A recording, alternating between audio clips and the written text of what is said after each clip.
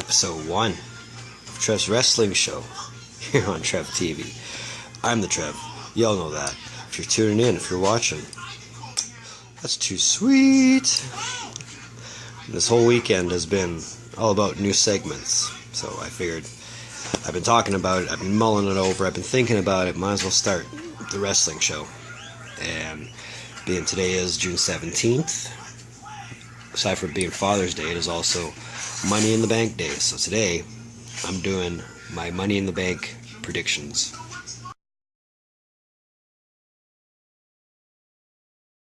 So I'm going off the match card that's shown on the WWE app.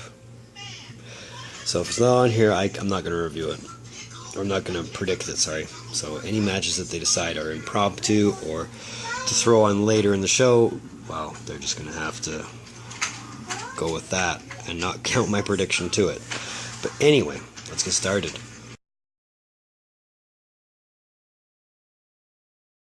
So start off with the pre-show. Yeah, I know, a lot of people don't count the pre-show as part of the pay-per-view. I do, because it is on the pay-per-view card, essentially. So, pre-show. SmackDown Tag Team Championship, which sees the Bludgeon Brothers versus the Good Brothers. And as much as they haven't built this at all, I think the only building they've done was having Gallows and Anderson win the number one contender match, and that was it. They haven't really done anything beyond that. But because they've been pushing Harper and Rowan to the moon, I can't see why they won't come out of it. I'd love to see the Good Brothers win. You know, that way they have another tag team championship to add to their credentials, but I think we're going to see a Bludgeon Brothers win on this one.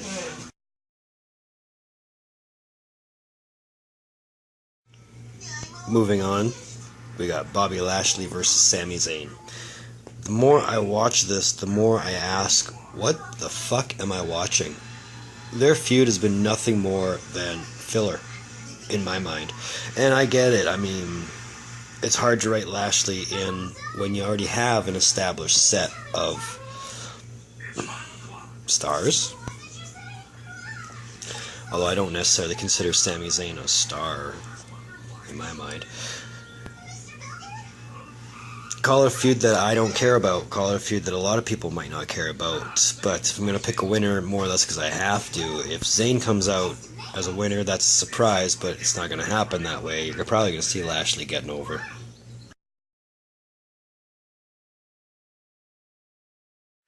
Again, with feuds that no one cares about. Daniel Bryan versus Big Cass. I really hope this isn't a rehash of Backlash, because that was, in itself, just a terrible card. I mean, once you got past Rollins, Miz, it was terrible, and I don't know if you can say Bryan and Cass was a big part of why, but it really wasn't that good. So why they're doing it again, why they're even continuing this storyline, I don't know. But I'd love to see Big Cass win. Not so much to set up a third match, because I really hope they don't. I mean, 2 is enough for me. But just for the sake of the unpredictable, I'd love to see a Big Cass win.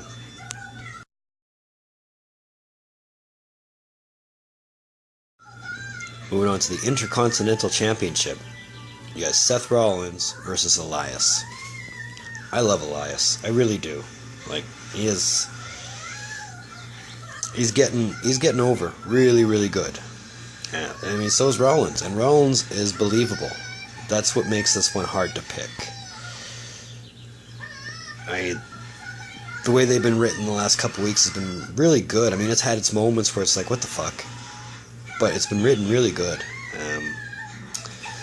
But to pick a winner, I'd love to see Elias come out on top. But I think they're going to keep it on Rollins till, I don't know, at least SummerSlam. Or at least till Ambrose comes back. I think you're going to see something between those two again. But Rollins is probably going to get the win on this one.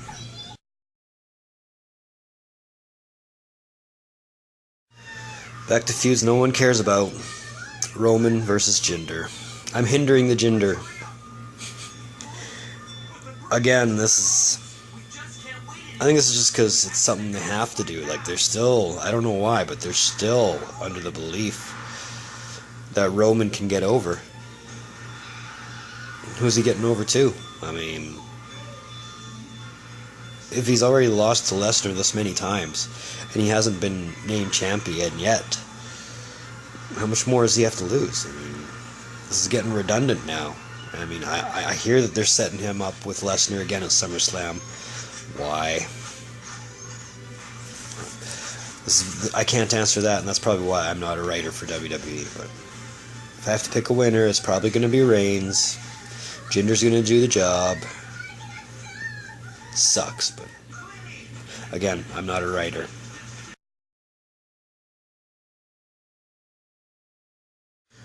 Moving to the SmackDown Women's Championship. Yeah, Carmella versus Asuka. I like Carmella as champ. I really do. I mean, she's a good heel, and she makes it believable to the point that it's like, yeah, if she does lose it, she'll only lose the match, but not the belt. I think this is what's going to happen here. She might lose the match, but she won't lose the belt.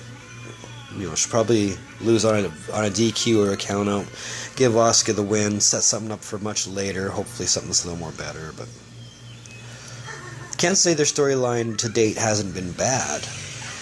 It could have been better, but it hasn't been bad.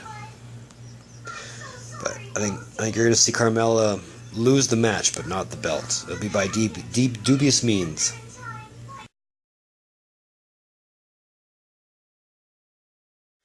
And I'm going to go over the Money in the Bank ladder matches now, and save the WWE Championship match for last, just because this is how I'd like to see things roll out.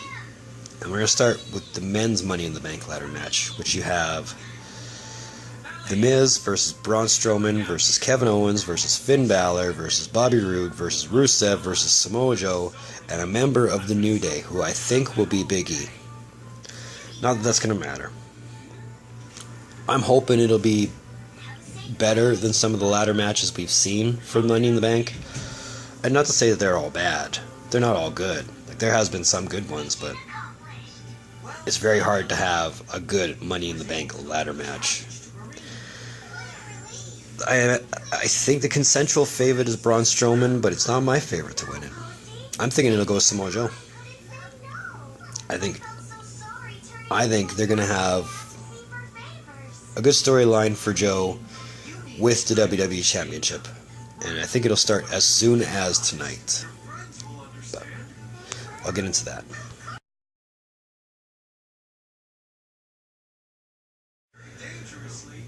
I'm going to cut in front of the women's Money in the Bank ladder match for Nia Jax versus Ronda Rousey for the Raw Women's Championship. I think this is another one of those cases where it's going to be the champ will lose the match, but not the belt. And I think this one will probably be the most obvious one. Jax will win, but she won't lose the belt.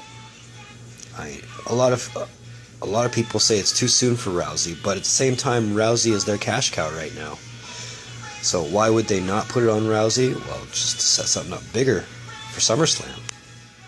I know there's extreme rules along the way, but you got to think they're already planning ahead for SummerSlam. So this will be, Rousey will win by DQ, but she won't win the belt.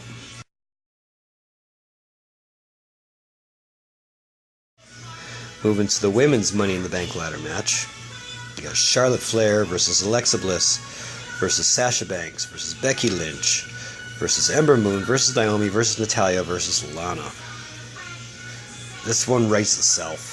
If they're saving Ronda Rousey to win the WWE Raw Women's Championship at SummerSlam, you're going to give the Money in the Bank to Natalya.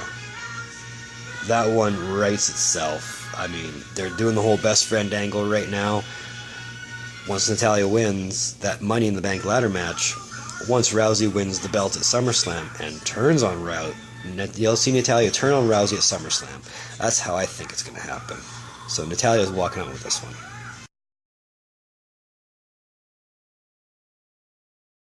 For your main event, if they're going to book this right, the championship match should always be the last, should always be the main event. That's what should mean the most. You got AJ Styles versus Shinsuke Nakamura again, and a last man standing match for the WWE Championship. I wasn't entertained by the first 4 matches they did, And what really pissed me off the most about it was they were calling the WrestleMania match the Dream Match, and it really wasn't. Nothing they can do can live up to what they did at Wrestle Kingdom a couple years ago, and I don't think anything will. And I mean, granted, yeah, they need something for both of them to do, and this is probably the best thing they have for them. It's gotten really boring. Really, really boring. Let's move on. Give AJ the belt. Let AJ keep the belt in a last man standing match. And here's where the Money in the Bank comes in.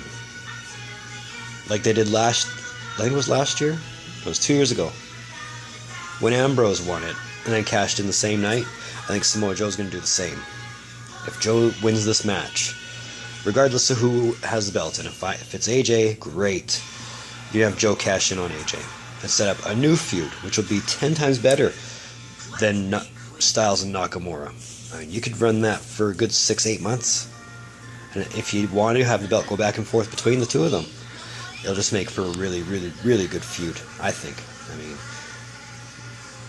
yeah, they've done a lot of feuds and stuff in TNA, but that was TNA. This is WWE. You know, different set of circumstances.